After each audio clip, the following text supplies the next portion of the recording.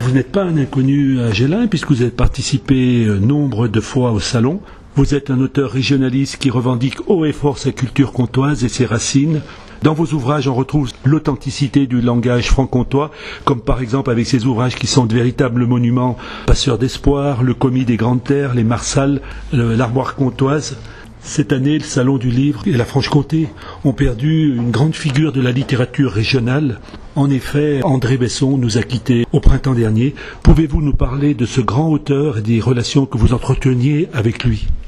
André Besson, c'était un très très très grand homme.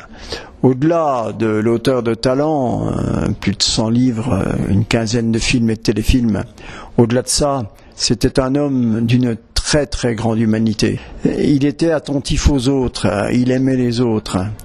Il aimait les jeunes auteurs, il aimait les aider, leur donner des conseils, leur montrer ce qu'était l'édition, les pièges de l'édition, enfin, tant et tant de choses.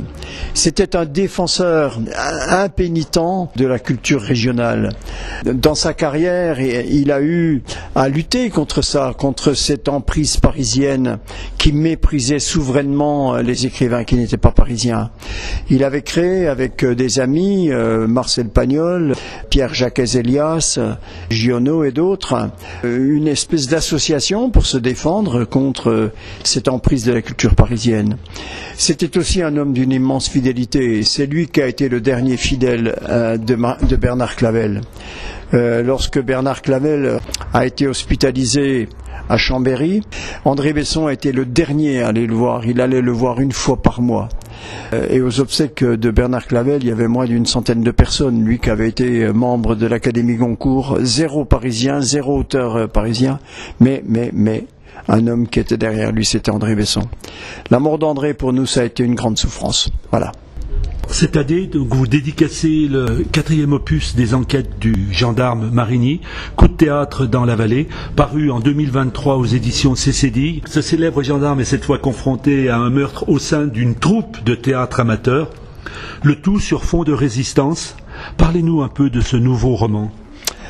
C'est-à-dire que la résistance, c'est l'objet de la troupe de théâtre qui a été mise en place par le curé du village, le curé de la paroisse. C'était le moment où les prêtres cherchaient à s'occuper de la jeunesse en créant des équipes de football un peu dans tous les villages, des troupes de théâtre, des jeux de société, enfin je ne sais quoi. Et donc eux, ils vont jouer une pièce de théâtre qui est une œuvre qui évoque la résistance et notamment la trahison. Voilà, d'où le nom de Coup de théâtre dans la vallée. Je ne peux pas révéler évidemment tous les ressorts de cette enquête, mais c'est une très belle enquête et un livre qui marche magnifiquement. Et puis je vais revenir sur quelque chose que vous avez dit au début, que je suis un habitué du salon. Figurez-vous que je suis le premier écrivain qui a été arrêté par Anne-Marie, qui avait créé ce magnifique salon du livre. Elle m'avait arrêté une fois que je l'avais rencontrée à Ornans. Et je n'ai pas pu assister parce que j'avais déjà un engagement ailleurs. Elle était extrêmement déçue, donc je n'ai pas pu être là pour la première édition. D'accord. Voilà, mais j'aurais pu être le premier à venir, sans doute en compagnie d'André Besson. Est-ce que vous avez un ouvrage en préparation ? On a toujours un ouvrage d'avance, mais pendant cette période, je mets en place dans ma tête la future histoire et ses différents ressorts. Mais je ne commencerai à écrire que quand, heureusement, il va faire un peu froid et qu'on va rallumer les cheminées dans nos appartements et dans nos maisons. Voilà.